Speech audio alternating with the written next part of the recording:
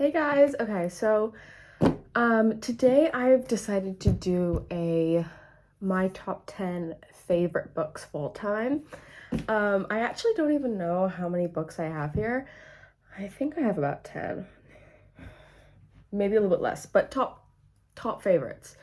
Um Sorry I look so absolutely rough. I just got home from running errands and the hair is crazy. I look crazy. It's fine. We're gonna do it. We're gonna do it. So, okay, I actually don't know what I want to start with. I'm so excited. Okay, so I guess at number 10, I'm gonna move all of them over here and go with this one. I'm gonna go with this one. This is The Silent Patient by Alex Mitchenhaldies, I think. So, okay, so basically, I'm gonna give like a little blurb. I'm gonna write it here, the blurb, and I'm gonna put the picture over here. And I'll give it my ranking as well on the screen.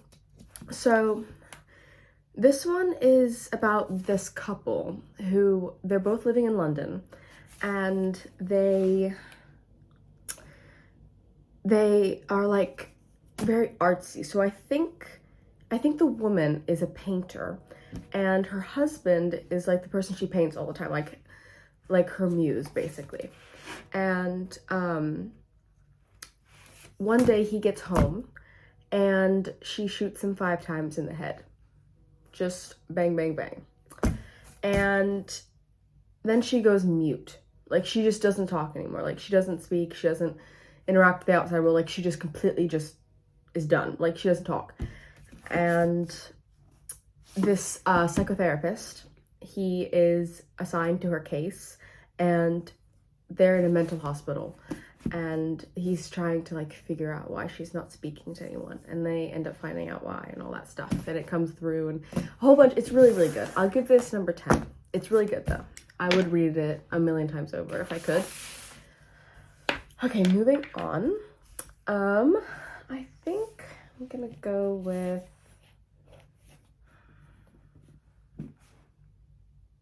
this is so difficult. Nobody talks about how difficult this is.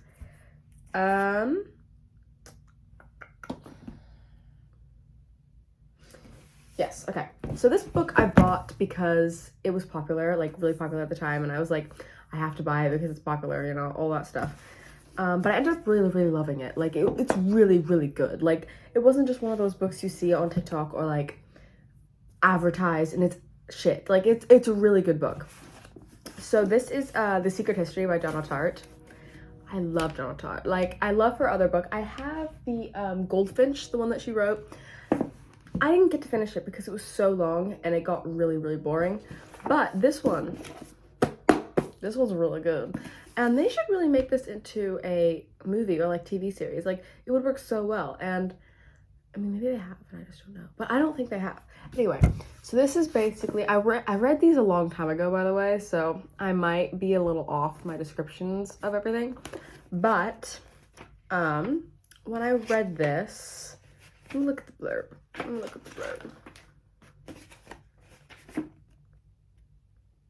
You're right. So it's set in like autumn in New England, and basically this newcomer, this new person, he goes to the school and he is not as uppity or like as posh or well off as some of the other students. So he's kind of like observing this new school, and he meets these friends, and one night one of the friends, they kill him in a way that like, and they all have to try to cover it up basically. Kind of. That's like kind of the really awful my version trying to tell you what it is about. But it's like a psychological thriller book, and as you can tell from the theme, it won't always be like this, but so far I love psychological films and thriller books. So really good. I recommend. I'll give it a 9. Okay, next one. This one's easy for me because then after this one it gets harder because these are my most favorite ones over here. I actually don't know how many I have. I have 7. Okay, so this is top 7. This is top 7, not top 10. I mean, I could probably go find some more to do over there, because I have my whole entire thing. It's like on the ground over here. It's like a basket. No, I'll keep it 7. The top 7. 7's a nice number, I think. Okay, so the next one is also really good. I read it 2 years ago, so this is gonna be even worse for like timeline reasons. It's called The Dutch House by Anne Patchett. I love this book. I love the cover. Like, that is just absolutely gorgeous. I love the cover. So this is about a family whose mom left them, and the dad, for unknown circumstances, like the kids don't know, the dad had to raise them, and the dad gets remarried to this lady when his kids are older. They get married, and nobody likes them. Basically, it's like Cinderella. Basically, there's 2 kids that come into the family, and they're kind of rude, and there's a sister and a little brother. Those are the main characters, the sister and little brother, and then the stepmother's 2 children are off to the side, basically. And it's basically just their life and like how they navigate that, and like it's set in like the 70s, I think, and how they navigate the loss of their mother and finding out where their mother is, and like it's really good. I'm doing a really shit job of like describing this, but it is really, really good. I will put the blurb and like the formal blurbs and stuff like right here, so you guys can go read it. But yeah, really good. Now, since I know it's out of 7, this would be 5. This is 5. Now we're getting into the good stuff. This is the good stuff that I actually have to think about. This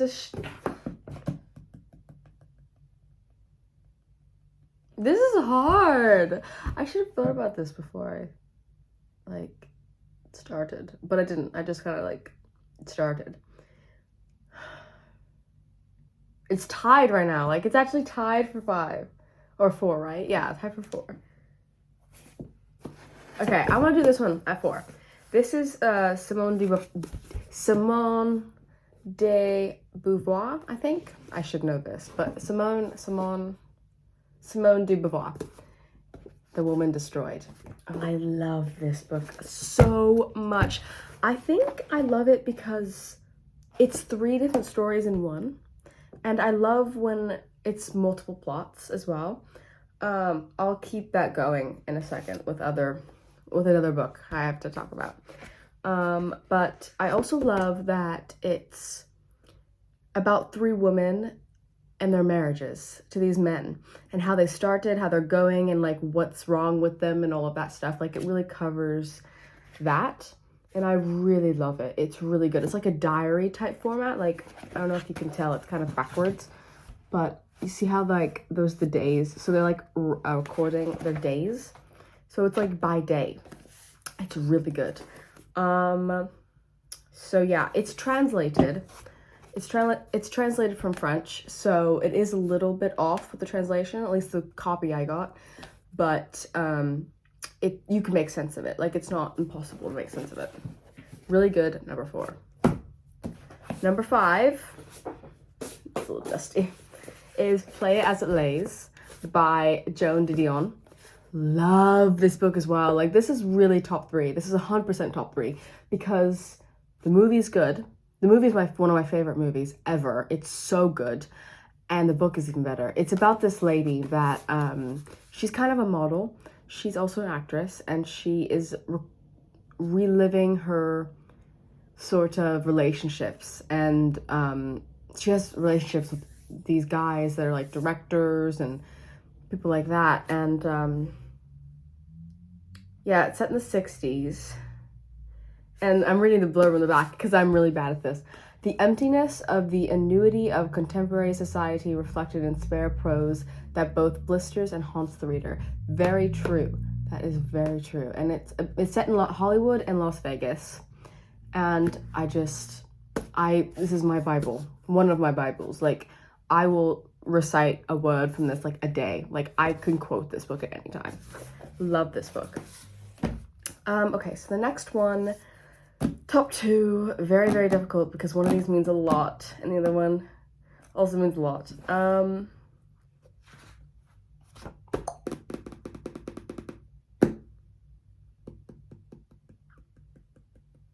All right, so next one, Valley of the Dolls. Love the movie, love the book, read the book in like a day. This is like a 400-page book, read it in a day. Absolutely amazing. The plot, I don't even need the blurb. I could just recite the plot. So the plot is basically 3 women.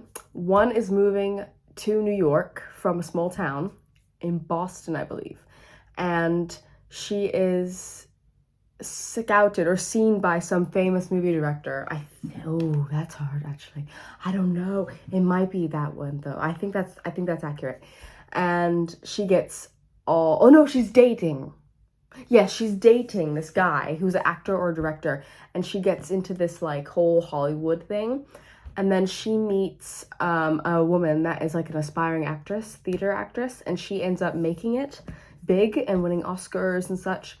And then another woman who's already pretty famous, but she's going to France to pursue modeling, you know, like not the type of modeling I do, but other type of modeling. And basically they all get addicted, or one of them actually gets addicted to these things called dolls. They're drugs, but they're said in a different way. They're drugs basically. And it's just it's explaining the way Hollywood idolizes the uses of drugs and how it's so normalized, especially in the 60s, because this is when this was set. And yeah, it tackles drug addiction, hierarchy. It's amazing. It is so good. I have a Pinterest board dedicated to this movie and book. Like, love Valley of the Dolls. Okay, number 1, My Year of Rest and Relaxation by Ottessa Moshfegh. Can anybody see this coming? Is this something that, like, you see? Because people see this about, they're like, oh my god, I bet you read this book. And I'm like, I have, multiple times. I've read this book 3 times. I would read it 4, but I feel like I read it too many times. It's about this lady who takes the entire year off to sleep. And by doing that, she uses drugs. And she gets 2 coffees from the bodega every single day, goes up, drinks one on the way, and drinks one when she gets back, takes her drugs, and goes to sleep. And she's just documenting this whole why she's doing this, and like it goes into her childhood.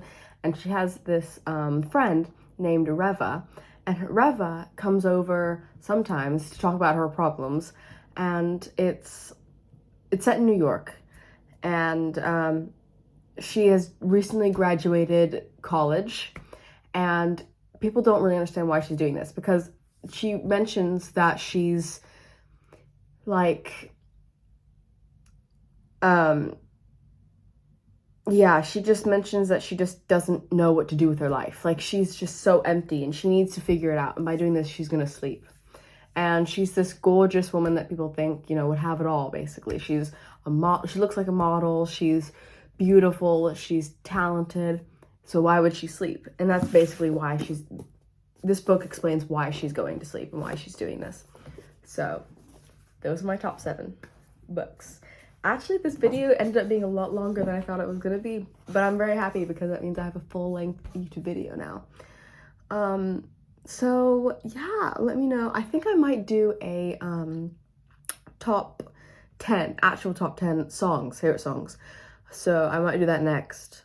We'll see. But thank you guys so much for watching. I will link all of the books I said in the description box, and if you have any questions, let me know. Bye.